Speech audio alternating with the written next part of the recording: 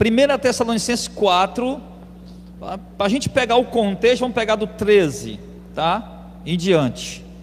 Não quero, porém, irmãos, que sejais ignorantes acerca dos que já dormem. Se refere aos que estão mortos em Cristo, os que morreram, os crentes que morreram, para que não vos entristeçais como os demais que não têm esperança.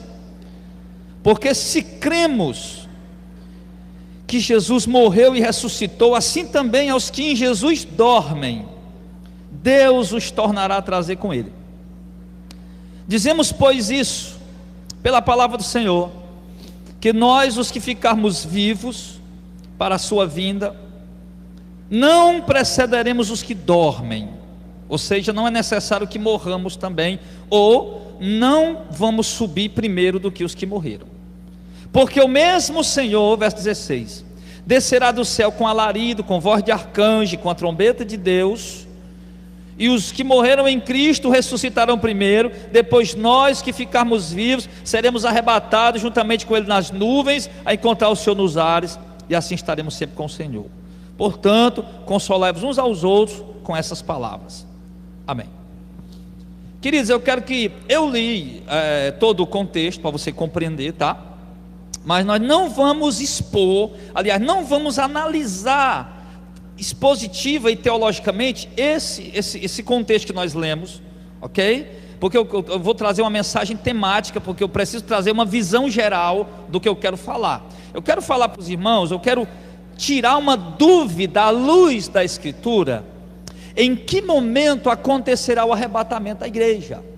Porque existem algumas linhas escatológicas, que a escatologia todo mundo já sabe o que é que significa, né? A doutrina das últimas coisas, né? Os últimos acontecimentos. Na questão aqui, escatologia bíblica, né? Então, existem algumas linhas teológicas que dizem, uma diz: a igreja vai ser tirada no primeiro selo. Outra linha teológica diz: a igreja vai ser tirada no sexto selo. A igreja de modo algum verá o anticristo.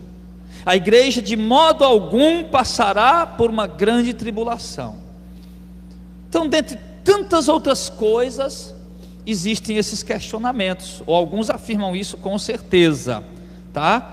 Diz: a igreja não vai estar aqui no tempo dos selos, porque o selo é o derramar da ira de Deus. A igreja não vai estar aqui no tempo das trombetas, porque trombeta é derramar da ira de Deus. E Deus, que pai é esse que vai deixar o filho passar por tribulação? Isso é um pensamento humano, errado, totalmente equivocado, tá? Porque a gente não pode achar que Deus não vai deixar os filhos dele passar por uma grande tribulação, como se Deus fosse um pai malvado. A gente olha para a igreja do primeiro século, o que a gente vê? A igreja apostólica, desde do ano 33 logo até o ano 311, sofrendo grandes perseguições. Pelo menos os estudiosos listam 10 grandes perseguições. Depois do ano 381, quando Teodósio I oficializou a religião, o cristianismo como uma religião oficial do Império Romano, sendo que heresias já haviam entrado com Constantino, pelo menos a questão dos templos santos, né?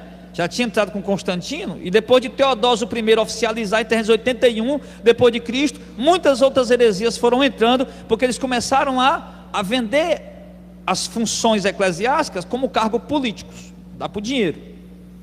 Gente que nem era crente começou a assumir os cargos dentro da igreja, tá? E isso perdurou, meu irmão, até a reforma protestante. E nesse período mataram muita gente inocente, muitos cristãos que não se dobravam diante do cristianismo católico.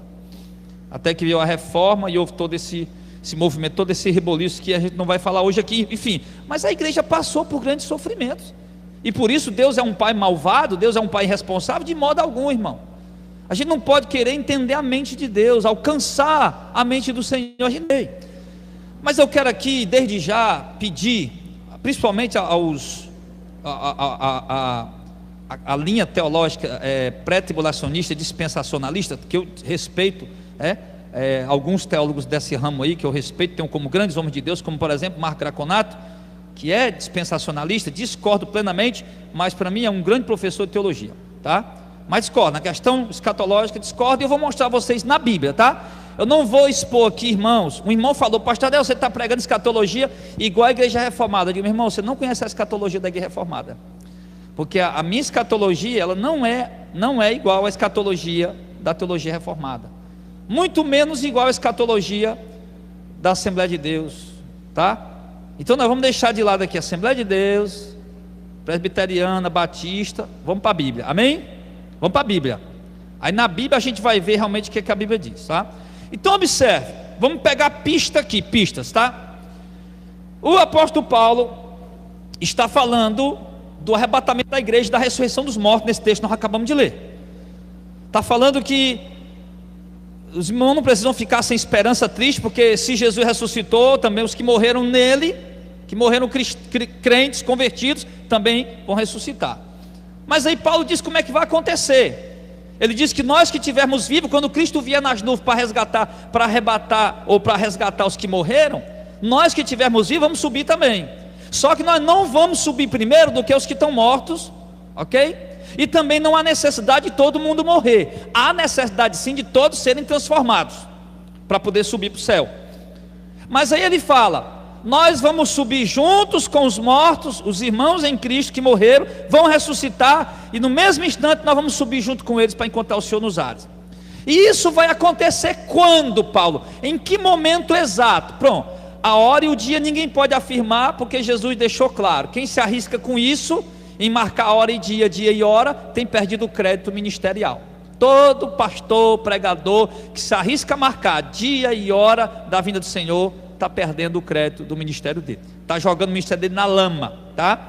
Outro dia, só para a gente poder, antes da gente poder avançar, o camarada mandou para mim a data que Jesus ia voltar com certeza.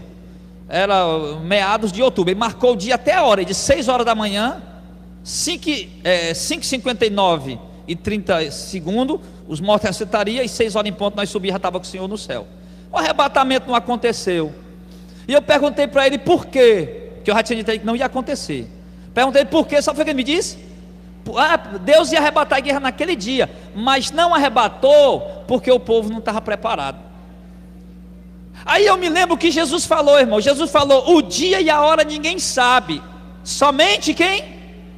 Somente o Pai. O que quer dizer isso? Que se o dia e a hora ninguém sabe, mas o Pai sabe, quer dizer que o dia e a hora já está marcado.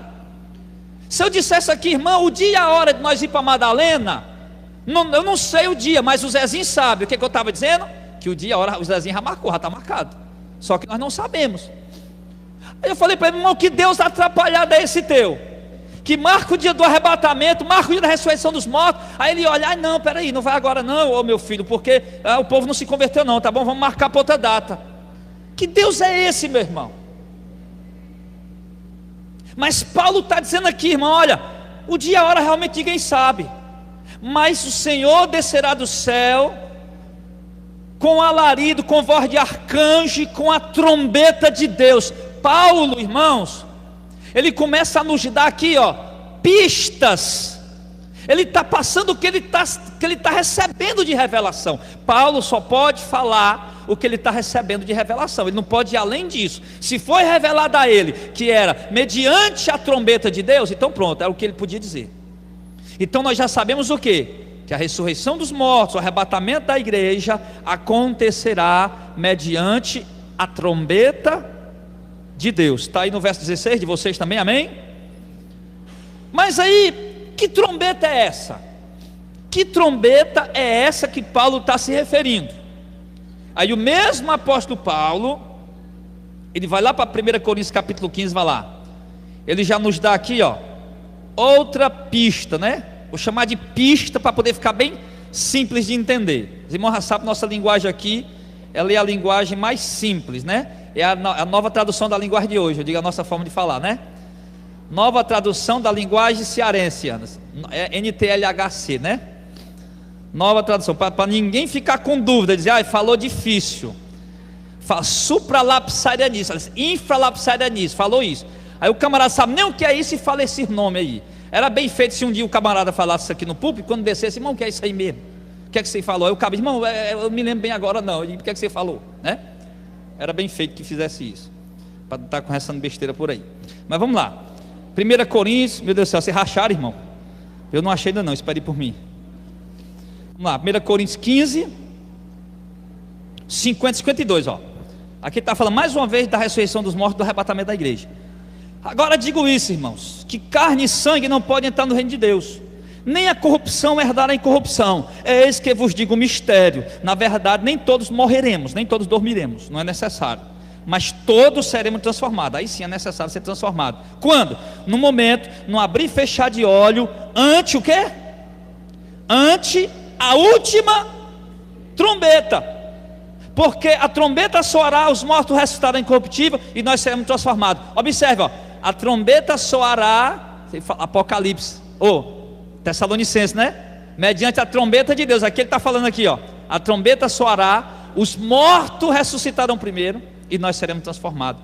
Ele está falando a mesma coisa que ele falou para os Tessalonicenses, só que agora ele acrescenta uma coisa digna de ser observada.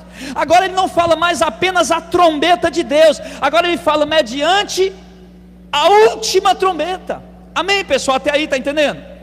Então, se ele diz mediante a última trombeta, ele está dizendo o que para nós? Que tem mais de uma trombeta. Tem mais de uma. Lá em Tessalonicenses ele diz mediante a trombeta de Deus. Aí a gente pode ler, eu não sei que trombeta é essa, mas vamos ler a Bíblia para a gente tentar entender isso aqui. Vamos fazer um exegese bem feito, vamos analisar na Escritura, mediante a trombeta de Deus. Onde é que tem outro texto que fala de trombeta? Sim, no Novo Testamento. Vamos ver, última trombeta, segunda pista. Trombeta de Deus não é só uma, trombeta de Deus é mais de uma, porque ele fala de uma última. E interessante falar também, irmão, que trombeta fala de aviso, de mensagem, tá? Trombeta fala disso, de mensagem. E Paulo está falando de uma última trombeta. Aí nós vamos mais adiante. A Paulo foi revelado isso, irmão, que o arrebatamento ia acontecer mediante a trombeta, mediante a última trombeta. A Paulo foi revelado isso. Paulo morreu no ano 64. Agora João, por volta do ano 96, lá na ilha de Patmos, ele tem uma revelação. A igreja está lá esperando arrebatamento faz anos, Jesus voltar faz anos. Aí João tem uma revelação lá em Apocalipse capítulo 8, vai lá. Lembrar, irmãos, que Apocalipse ele não foi escrito apenas para as igrejas da Ásia, ok? Ele foi escrito para a igreja de todas as épocas. Começou a cumprir-se. Apocalipse revela fatos que começou a se cumprir já desde a morte de Cristo, ok? Mas até a consumação, até a vinda dele. Mas não foi escrito só para as igrejas da Ásia não, tá bom? É um equívoco pensar nisso. Outra coisa também, achar que o Apocalipse já se cumpriu também é um equívoco. Achar que se cumpriu todo é um equívoco. Achar que não se cumpriu nada ainda também é outro erro também, certo? Já vem se cumprindo desde a morte. Ele vai revelar coisas aqui que vem se cumprindo já desde de que Cristo morreu, tá? E outros também, surgiu um grupo aí agora dizendo que o Apocalipse é uma heresia. João escreveu o Apocalipse, é uma heresia o Apocalipse. João mentiu, não era para ele ter escrito Apocalipse, ele errou, ele falhou. Estão dizendo por aí. Só que a gente sabe que isso aí é o quê? É conversa de teólogo liberal que não considera a Bíblia a palavra de Deus, tá? Mas aí João o Pai, ele diz, Deus revelou a Jesus, e Jesus enviou o seu anjo para notificar a João as coisas que deveriam acontecer. E ali o anjo trouxe para João, Deus arrebatou João no Espírito, começou a mostrar essas coisas para ele, e o anjo do Senhor falava para ele essas coisas. E agora ele dá uma pista aqui, meu irmão, que dá um checkmate nessa questão. Apocalipse 8, verso 1 e 2. Havendo aberto o sexto selo, o sétimo selo aliás, fez silêncio no céu quase por meia hora. E eu vi os 7 anjos que estavam diante de Deus, e foram-lhe dadas 7 trombetas. Opa! Checkmate por quê, pastor? Paulo disse em 1 Tessalonicenses capítulo 4, verso 16, que Cristo viria mediante a trombeta de Deus. 2 Coríntios capítulo 15, versículo 52, ele diz que seria mediante a última trombeta. Analisando um pouco mais a fundo, para procurar quantas trombetas tem, se são 2, 3, 4, 8, 10, 15, 20, para saber que última trombeta é, a gente se depara com Apocalipse 8, verso 1 e 2, dizendo que são 7 trombetas. Está escrito aí ou não está? E vi os 7 anjos que estavam em pé diante de Deus, e foram lhe dadas 7, acorda, povo, traz café para vocês. Querem merendar logo? Nós merenda e volta para cá. Dá um café para cada um, irmão, para esse povo se acordar. Então ele está dizendo, irmão, que são quantas trombetas? Quantas? 7 trombetas.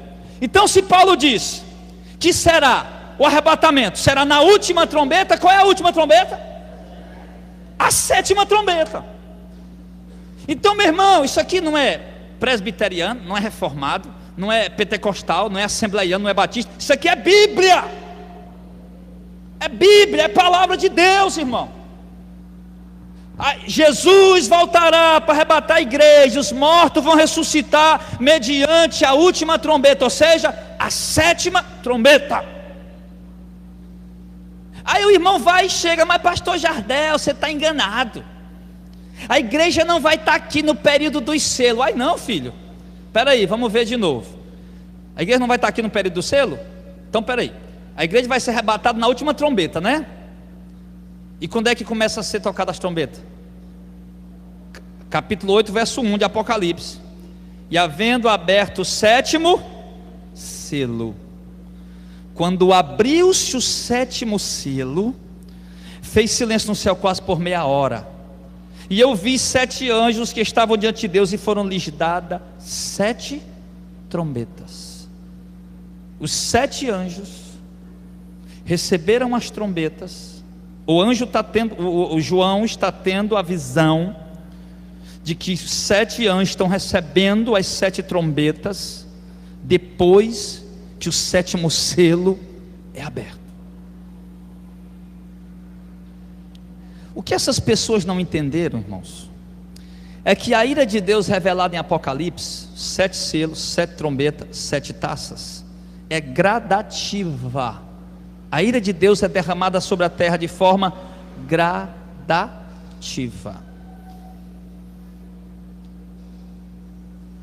Nós vimos aqui os 7 selos, é o início do derramar da ira de Deus sobre a terra, já depois da morte de Cristo, depois da morte e ressurreição. Quando é que o selo começa a ser aberto? Apocalipse capítulo 6. Eu vi o cordeiro como tivesse sido morto. Ninguém era digno para abrir o livro nem desatar o seu selo, mas o cordeiro que foi morto tomou o livro da mão daquele que estava sentado no trono e abriu o primeiro selo. Os selos começam a ser abertos depois que o cordeiro é morto, depois que o cordeiro é imolado. Ele abre os selos depois de sua morte e começa a desencadear o juízo de Deus sobre a terra, sobre a humanidade. E a igreja presente. Não venha me dizer, pelo amor de Deus, que durante os 7 selos a igreja não vai estar aqui. Não venha me dizer, pelo amor de Deus, que durante as 7 trombetas a igreja não vai estar aqui, porque a Bíblia está dizendo que vai. A palavra de Deus está dizendo que a igreja só vai ser tirada diante das 7 trombetas. Se a 7ª trombeta depois dos 7 selos, ou no mínimo, no máximo acontecem praticamente ao mesmo tempo. Algumas trombetas foram tocadas primeiro, já foram, outras vão ser tocadas depois.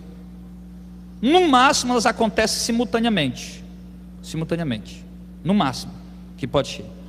Mas de modo algum as trombetas podem ser antes, de modo algum, no máximo simultaneamente. Mas eu estou falando isso por quê? Porque a Bíblia está deixando claro para nós que a igreja vai estar aqui durante os 7 selos e durante as 7 trombetas, amém? Acabou, morreu, encerra o papo, bateu o martelo, palavra de Deus.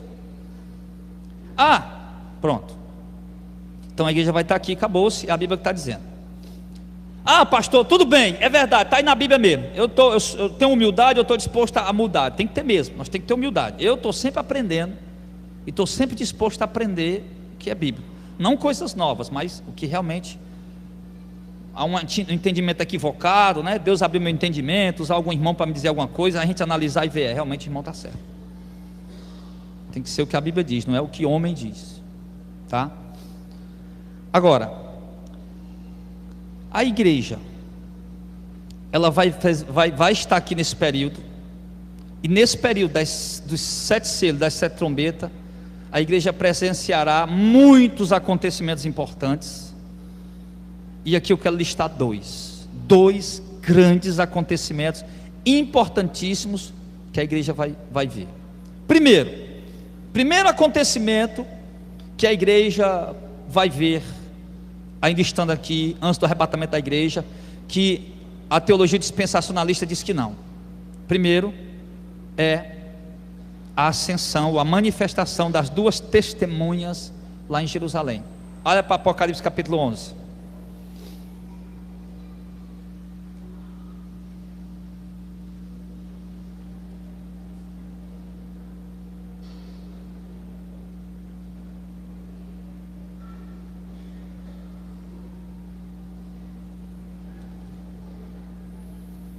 Apocalipse capítulo 11.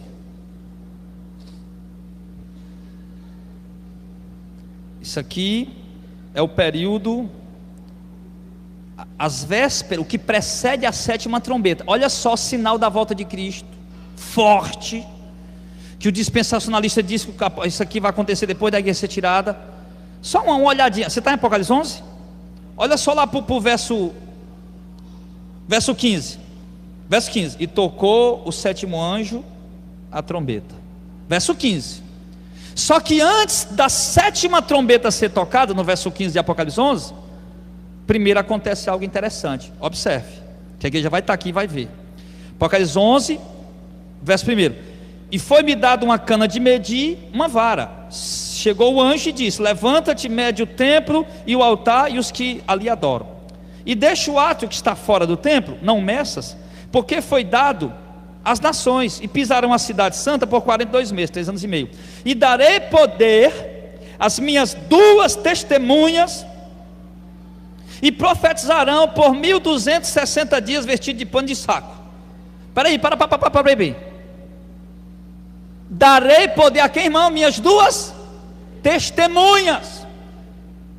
Mas peraí, as 2 testemunhas não só se manifesta depois do arrebatamento da igreja, que elas vão pregar para Israel se arrepender, porque Deus vai tratar com a igreja primeiro a igreja vai ser arrebatada, depois é que Deus vai salvar os judeus eleitos pela grande tribulação, para eles serem arrebatados. Onde é que está isso na Bíblia? A Bíblia está dizendo não. A Bíblia está dizendo que o arrebatamento, verso 15 do capítulo 11, e os 7 anjos tocou a trombeta. Aí pronto, daqui a pouco já está no período do arrebatamento. Antes disso, na 6ª trombeta, nas vésperas do arrebatamento, ele diz que se manifesta as 2 testemunhas lá em Jerusalém. Ou seja, a igreja verá e apoiará a pregação das 2 testemunhas lá em Israel, mais precisamente lá na praça da grande cidade, né? Que é ali onde é o templo, onde tem o muro das lamentações. Lá será a pregação deles. Está na Bíblia ou não está, irmão? O que eu posso fazer? Não, mas é porque a Margaret MacDonald teve um sonho em 1900 alguma coisa. Aí o John Nelson Darby da Irmandade, ele concordou com o sonho dela. Aí o Scofield estava, bem na época que ele estava para lançar a Bíblia dele, ele já tinha essa ideia, então ele foi e concordou com o sonho da católica Margaret MacDonald, que a igreja não vai passar pela grande tribulação, que a igreja não vai ver o anticristo, que a igreja não vai ver, enfim. Pois é, filho, mas a Margaret MacDonald, acho que ela comeu um baião de 2 meio pesado com toicinho dentro e teve um sonho meio perturbado. Ou comeu mungunzá.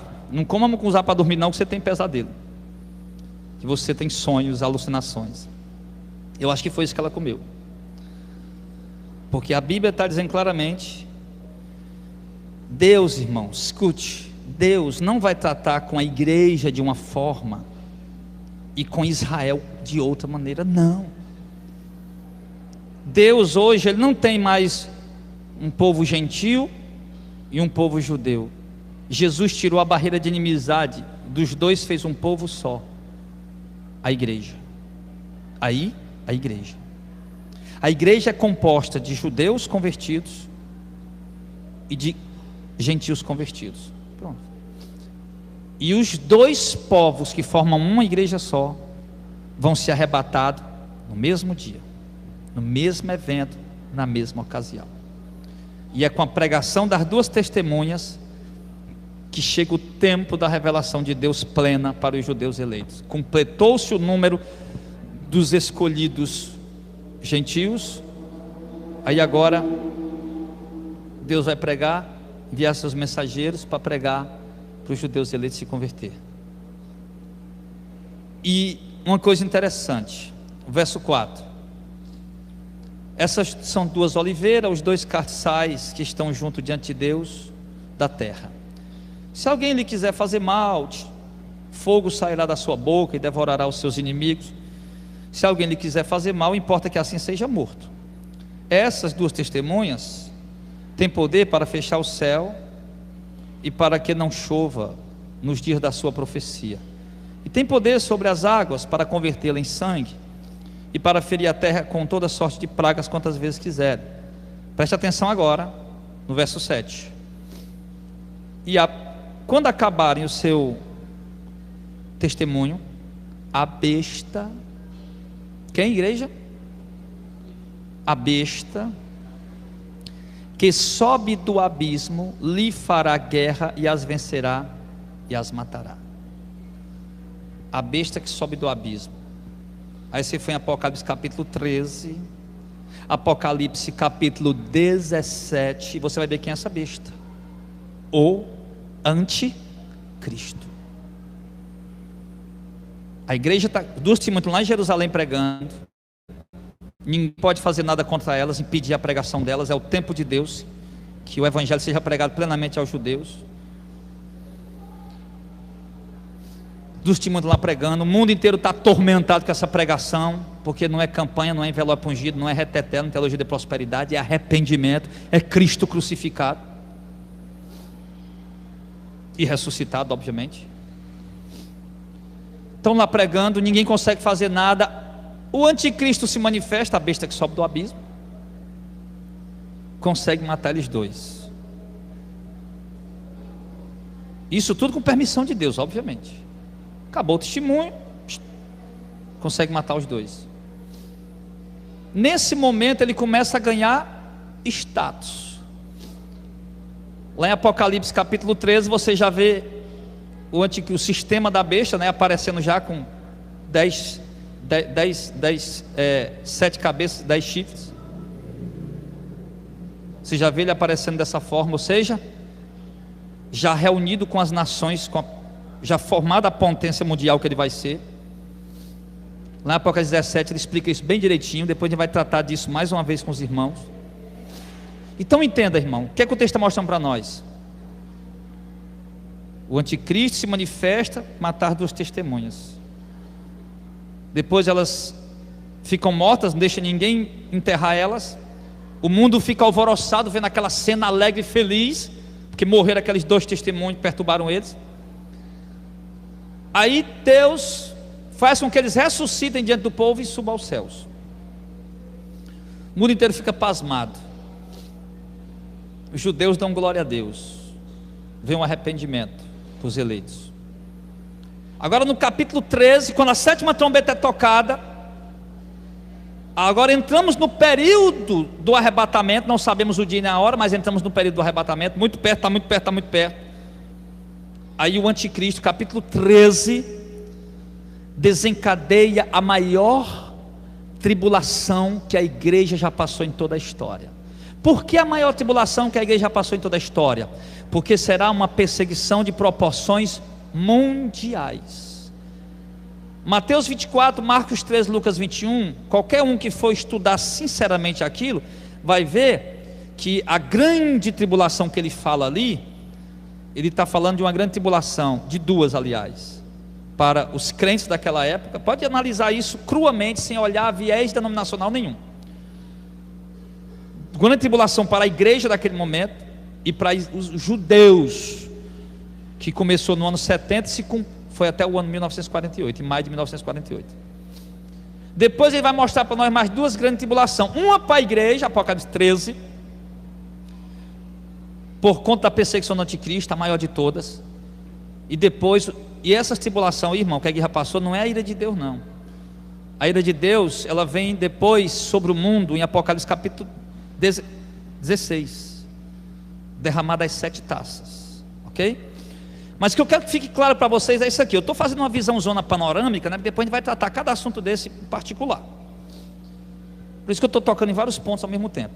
Mas o que eu quero que fique fixo na sua mente hoje, provado biblicamente, é que a igreja vai ver e apoiar as duas testemunhas. Por isso ela vai ser grandemente perseguida, porque apoiou as duas testemunhas também. E a igreja vai ver sim, tá? Ô meus irmãos dispensacionalistas, por favor, pelo amor de Jesus Cristo, façam uma reforma nesse entendimento de vocês, por gentileza, tá? Olhem se o que inculcaram na mente de vocês na escola dominical, se realmente é o que a Bíblia diz, porque a Bíblia é muito clara. Pastor, mas a igreja não pode ver o anticristo. Por que a igreja não pode ver o anticristo? Eu tenho outra prova mais forte ainda, irmão, que a igreja vai ver o anticristo. Vamos lá, estamos quase concluindo. 2 Tessalonicenses, um pouquinho mais para trás aí. 2 Tessalonicenses, vamos ver, preste atenção, em nome de Jesus.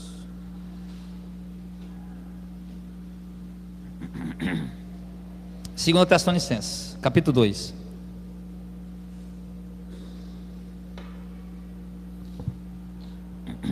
Verso 1, preste atenção. Ora, irmãos, rogamo-vos pela vinda de nosso Senhor Jesus Cristo e a nossa reunião com Ele. Olha só, a vinda de Jesus e a reunião da igreja com Ele. Está falando de quê? Do arrebatamento. Sim ou não? Jesus não tinha vindo ainda. Irmãos, quanto à vinda do Senhor Jesus, virá nos céus com poder e glória, e a nossa reunião com Ele, ou seja, o arrebatamento,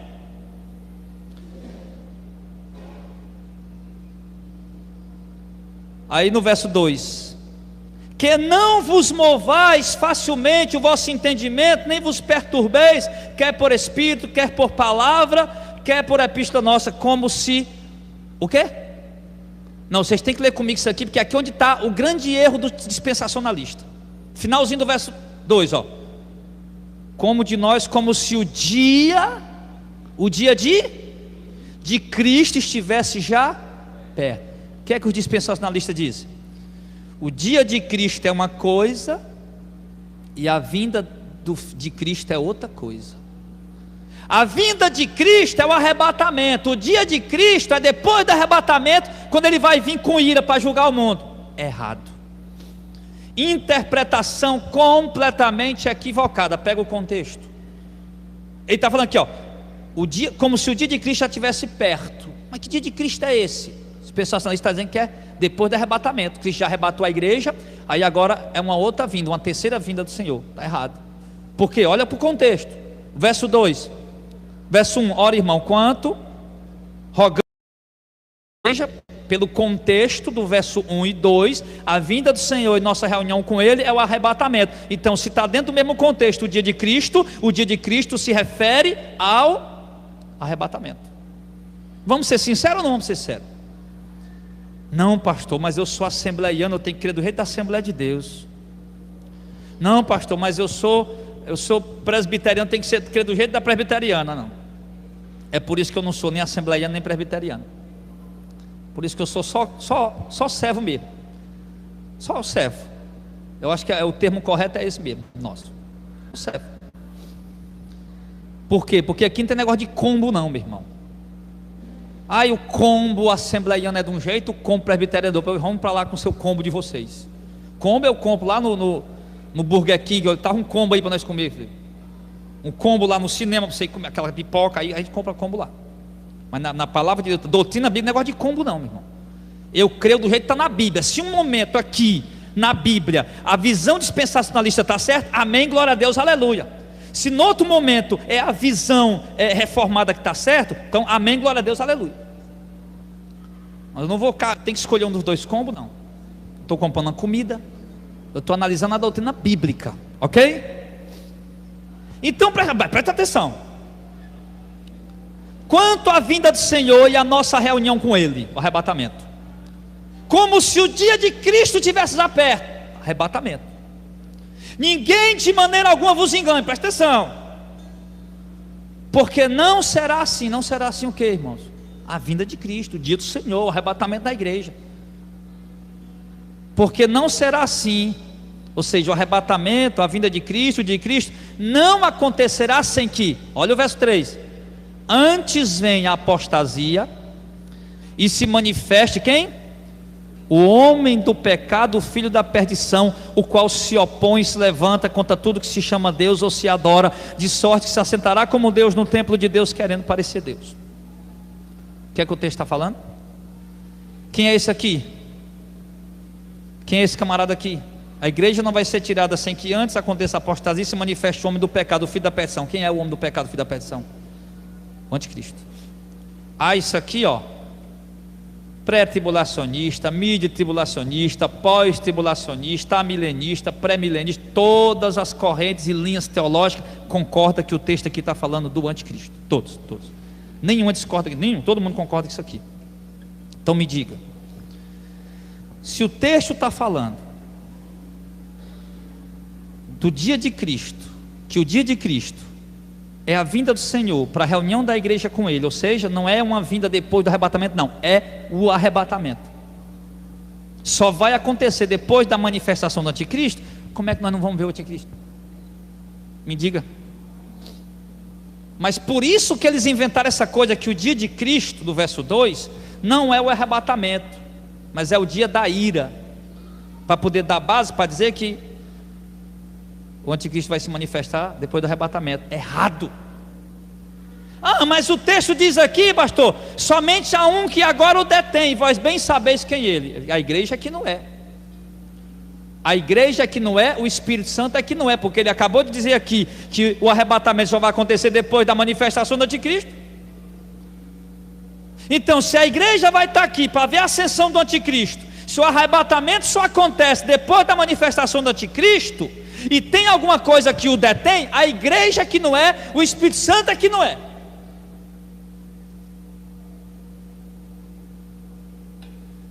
Ele diz: tem alguma coisa que está detendo ele. Então se revelará do iníquo, a quem o Senhor desfará pelo sopro da sua boca. Então, meu irmão, Paulo disse para os Tessalonicenses: vocês sabem o que é que está detendo a manifestação dele. Mas Paulo falou para eles lá, que eles sabiam, vocês sabem o que é. Manifestação do anticristo, vocês sabem o que é que está detendo ele. Já Paulo não explicou isso aqui direito para a gente. Aí o pessoal chega, faz uma salada, mistura tudo. O certo, querido, que o anticristo tem um tempo determinado para se manifestar, uma hora, um momento que Deus marcou para ele se manifestar, e ele só vai se manifestar nesse momento que Deus determinou. É isso que segura o anticristo, ele não se manifestar antes. É a ordem de Deus, o tempo de Deus, o momento exato que Deus quer que aconteça. E pelo contexto que acabamos de ler, a igreja vai ter que estar aqui e vai ter que ver. Pastor, e aí vai sofrer uma grande tribulação? Sim, porque ele vai fazer isso. Apocalipse capítulo 13 diz: foi dado o poder de fazer guerra aos santos e vencê-los. Pastor, mas tem a segunda chance, a grande tribulação tem a segunda chance. Tem lá Apocalipse 20, aparece lá aqueles que foram degolados pelo testemunho de Jesus, que não aceitaram a marca da besta, nem o sinal do seu nome. Quem foi que disse que isso aqui é a segunda chance? Isso aqui não é a segunda chance não, irmão. Isso aqui somos nós, sendo perseguidos por ele. Não aceitamos a marca, nem o nome, nem o número, e vão nos perseguir, nos matar. E por que somos nós? Porque isso aqui está dentro da primeira ressurreição. E quem é o povo da primeira ressurreição? A igreja. Vamos só ler aqui para a gente finalizar. Apocalipse 20.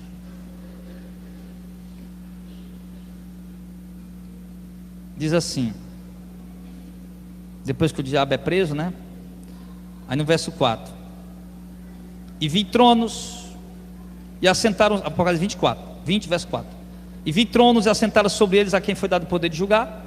E vi as almas daqueles que foram degolados pelo testemunho de Jesus na segunda chance. Foi na segunda oportunidade? Está aí dizendo não, né? Tem não. E vi a alma daqueles que foram degolados pelo testemunho de Jesus e pela palavra de Deus, que não adoraram a besta, nem a sua imagem, e não receberam o sinal na testa nem na mão, e viveram e reinaram com Cristo durante 1000 anos. Mas os outros mortos não reviveram, até que os 1000 anos se completassem. Essa é a primeira ressurreição. Bem-aventurado e santo aquele que tem parte na primeira ressurreição. Sobre esse não tem poder a segunda morte. Irmão, primeira ressurreição só vai acontecer uma vez, uma única vez. O dispensacionalista diz que não, que a primeira ressurreição vai acontecer 3 vezes. A primeira ressurreição aconteceu quando Cristo morreu. Quando Cristo morreu, alguns mortos ali, alguns corpos de santos em Jerusalém ressuscitaram, né? O povo viu eles ali, depois sumiu, ninguém sabe para onde é que foi. Eles dizem que a primeira ressurreição foi aquela. Errado. Por que está errado? Porque todo mundo que ressuscitou até hoje, como o professor falou, muito bem colocado ontem na faculdade, todos que ressuscitaram até hoje, morreram de novo. Só Jesus quem morreu, ressuscitou e não morreu mais. E a primeira ressurreição é um único evento, uma vez só. É no dia do arrebatamento. Tem esse negócio de, aí Jesus vem, arrebata a igreja é levada para o céu, aí depois tem a grande tribulação, aí o povo que quer ser salvo vai ter que morrer, crendo em Jesus, aí depois eles vão se arrebatar de novo para subir para o céu de novo. Que negócio é esse? Que coisa, hã? A recuperação, é a prova dos 9, ficaram para repescagem. Meu irmão, aí diz, não, aí no período da grande tribulação vai ter muito pregador pregando que o povo se arrepender. Me diga, se depois do arrebatamento tiver segunda chance, meu irmão, é a mesma coisa de ir lá no inferno pregar. Gilmar, se tu fosse pregar lá no inferno hoje, tu acha que alguém ia se converter? Todo mundo. Qualquer um que fosse lá no inferno hoje pregar, se arrependa e crê em Jesus para ser salvo, todo mundo ia se arrepender, eu não ia? Mas é claro, meu irmão, é lógico. É a mesma coisa de pregar desse negócio de segunda chance. Se tivesse segunda chance depois do arrebatamento, meu irmão, se tivesse pregador aqui, todo mundo ia se converter. Todo mundo. Mas a Bíblia diz, não, tem uma ressurreição, e essa ressurreição vai acontecer num momento que ninguém sabe, um dia, a hora que ninguém sabe, mas é uma única vez. E bem-aventurado e santo aquele que participa da primeira ressurreição, sobre ele não tem poder a segunda morte. Ou seja, quem ficou para a segunda, meu irmão, está lascado, como diz aqui no Ceará. Bem-aventurado que participa da primeira, vai ser uma só. Quem ficou para a segunda, ó, já era. Então, meu irmão, para encerrar aqui, tá? O povo complica demais as coisas, sabe? Aí vem falar grego, vem falar aramaico, hebraico, para complicar as coisas ainda mais.